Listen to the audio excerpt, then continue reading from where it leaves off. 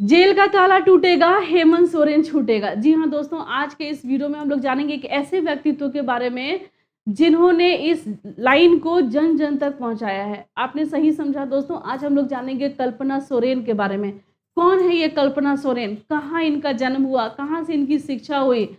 और आखिर ये चर्चा में क्यों है? पूरा जानिएगा इस वीडियो में, लेकिन वीडियो को लास्ट तक आपको देखना पड़ेगा। बहुत इन्फॉर्मेटिव होने वाला है। अगर वीडियो अच्छा लगे तो लाइक कर दीजिए, चैनल को सब्सक्राइब करके जाइएगा। अगर कोई गलती हो जाए ना दोस्तों तो प्लीज़ माफ़ कर दीजिएगा। तो चलिए हम लोग जानते हैं आज हम लोग कल्पना सोरेन के बारे में। इनका जन्म हुआ रांची से, रांची जिला में।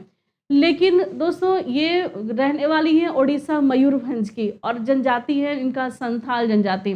तो इनका पूरा नाम है कल्पना मुर्मू सोरेन। अब हम लोग चलिए इनके बारे में और भी चीज़ें जो कि इनकी शिक्षा से संबंधित हैं। इनकी शिक्षा हुई बेरीपाद केंद्रीय विश्वविद्यालय में और इन्होंने अपनी बीटेक की पढ़ाई भुवनेश्वर से करी है और जन्म हुआ था इनका 1976 ईस्वी में और इनका शादी हो गया, इनका विवाह हो गया 2006 ईस्वी में। विवाह जिस परिवार में हुआ वो मुख्यमंत्री का परिवार था और वहाँ से अभी वर्तमान में 2 मुख्यमंत्री बनकर के निकले हैं।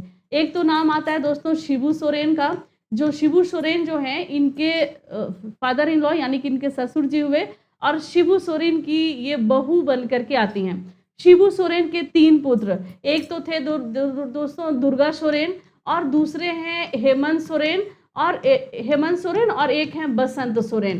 तो कल्पना सोरेन का विवाह हुआ हेमंत सोरेन के साथ। इनके 2 बच्चे हैं और इनका विवाह हुआ था 2006 ईस्वी में। विवाह के कई वर्ष बीतने के बाद भी राजनीति में ये सक्रिय नहीं थी, लेकिन आज के समय में ये चर्चा में क्यों है इसी को तो जानना है।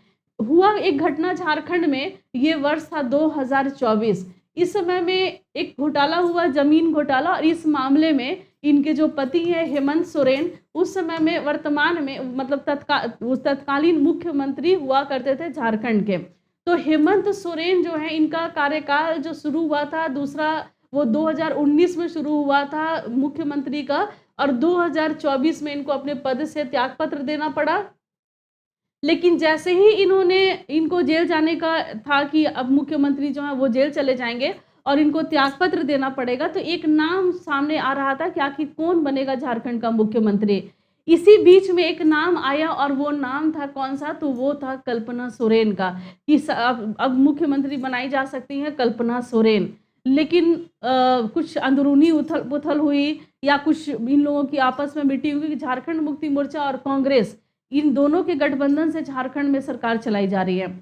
इनकी आपस में मीटिंग हुई, आपसी सहमति से झारखंड के मुख्यमंत्री बनाए गए चंपई सोरेन। लेकिन इसके तुरंत पहले एक और घटना घटी थी, तो और भी ज़्यादा तेजी से यह कयास लगाया जा रहा था कि मुख्यमंत्री तो कल्पना सोरेन ही बनेंगी, क्योंकि गांडेय विधानसभा क्षेत्र के जो विधायक थे सरफराज अहमद, उन्होंने त्यागपत्र दे दिया अपने विधानसभा क्षेत्र अपने विधायक पद से।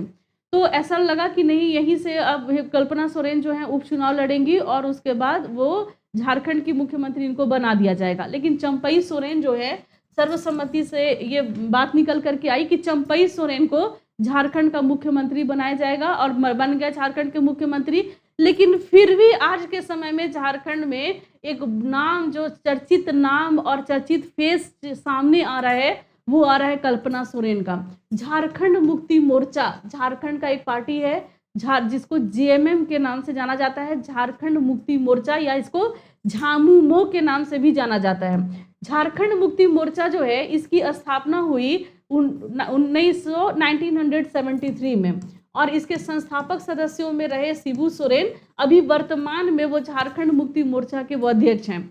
झारखंड मुक्ति मोर्चा की स्टार प्रचारक के रूप में उभरी हैं कल्पना सोरेन। कोई ऐसा मंच नहीं है लोकसभा चुनाव में जो इन्होंने साझा नहीं किया और इनकी जो अगर आप स्पीच इनकी सुनोगे तो बहुत ही कॉन्फिडेंटली स्पीच देती हैं। ऐसा लगता नहीं है कि राजनीति में अभी नई प्रवेश करी हैं, क्योंकि इनका जब विवाह हुआ था 2006 में, उसके बाद इन्होंने ऐसा नहीं था कि कोई काम नहीं कर रही थी। ये सक्सेसफुल बिजनेस वुमेन है और ये एक प्ले स्कूल चला रही हैं और काफ़ी अच्छे तरीके से उस स्कूल का संचालन ये कर रही हैं कल्पना सोरेन।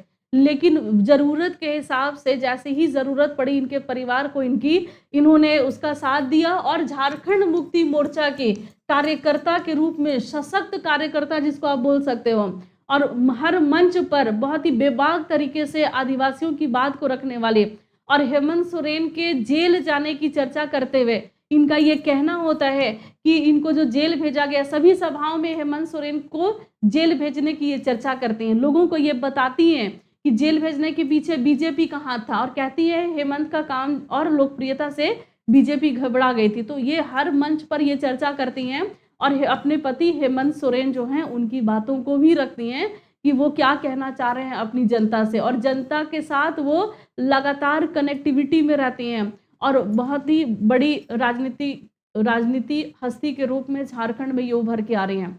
दोस्तों, कल्पना सोरेन एक महिला होने के बाद में झारखंड में इस तरीके से आगे आना और झारखंड के लोगों को एक ऐसे समय पर इकट्ठा करना जिस समय में एक नेतृत्व का अभाव है, क्योंकि हेमंत सोरेन जो है वो जेल में है, शिबू सोरेन जो है अक्सर अस्वस्थ रहते हैं, उम्र भी उनकी हो गई है, और झारखंड मुक्ति मोर्चा में एक चेहरा निकल कर आ रहा है जो आने वाले समय में ये मुख्यमंत्री का दावेदारी ये पेश कर सकती हैं।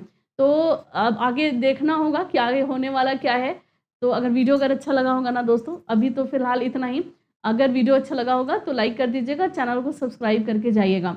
अगर कोई भी गलती हो गई होगी ना तो दोस्तों माफ़ कर दीजिएगा। मेरा ये मकसद नहीं है कि मैं किसी पार्टी से मतलब या कोई पार्टी की कार्यकर्ता हूँ। मेरा ये मकसद होता है ना कि झारखंड में घटने वाली वो हर एक घटना जो है वो आप तक मैं पहुँचाऊँ। अगला जो हमारा टॉपिक होगा वो जयराम महतो का होगा। जयराम महतो का टाइगर जयराम महतो बनने तक के सफ़र को हम लोग जानेंगे। तो आज के वीडियो में बस इतना ही। मिलते हैं नेक्स्ट वीडियो में, लेते हैं आपसे विदा। धन्यवाद।